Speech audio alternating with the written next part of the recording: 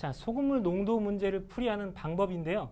자, 여러분이 소금물 농도 문제를 봤을 때 가장 힘들어하는 게 얘를 어디서부터 어떻게 얘를 처리해야 될지 고민을 하게 돼요. 자, 고민하지 마시고요. 일단은 농도, 소금물, 소금 이렇게 차례대로 쓰는데요. 왜 이렇게 쓰느냐? 소금물 농도 문제에서는 농도가 가장 기초예요.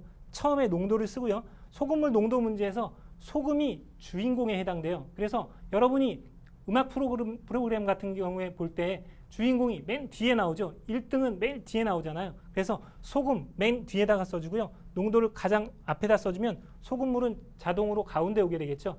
자, 이렇게 순서를 농도, 소금물, 소금 이렇게 써주게 되면 이제 이 문제는 거의 다 풀게 된 거예요. 자, 그러면 조금 전에 우리가 소금은 100분의 소금물 곱하기 농도 이 식까지 배웠었는데요. 자, 이 식 기억하려고 그러면 참 조금 어려울 수도 있겠는데 이 문제를 이렇게 소금물, 농도, 소금물, 소금을 써놓고 나면 조금 더 이것을 외우기가 좀 더 수월해질 거예요. 자, 직접 문제를 통해서 한번 확인해 볼 텐데요.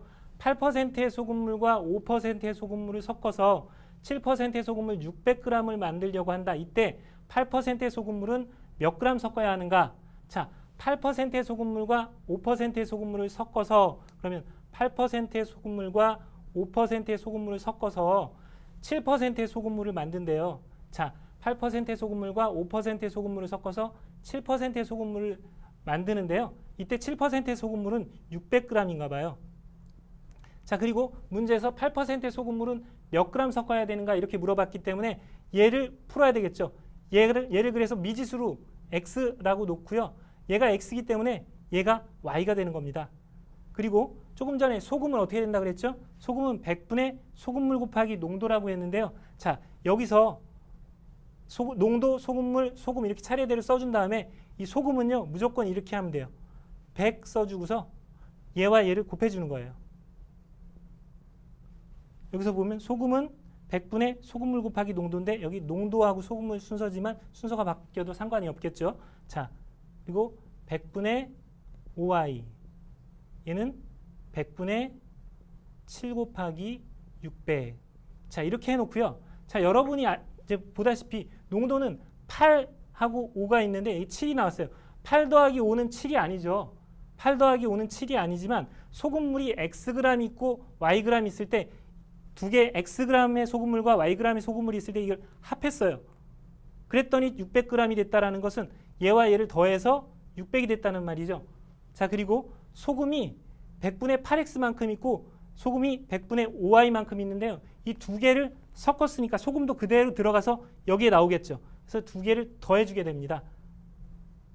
자, 이렇게 해서 이제 연립방정식을 풀기만 하면 되는 건데요. 자, 이 밑에 식은 다 100을 양변에 곱해가지고 8x 더하기 5y는 4200. 위의 식은 x 더하기 y는 600인데요. 자, 여기다가 5 곱해주면 5x, 5y 얘는 3000이 되겠죠. 빼주면 3x는 1200, x는 400. 자, 우리가 구하려고 하는 게 8%의 소금물이었는데 8%의 소금물이 x니까 400g 답을 구하게 됐네요.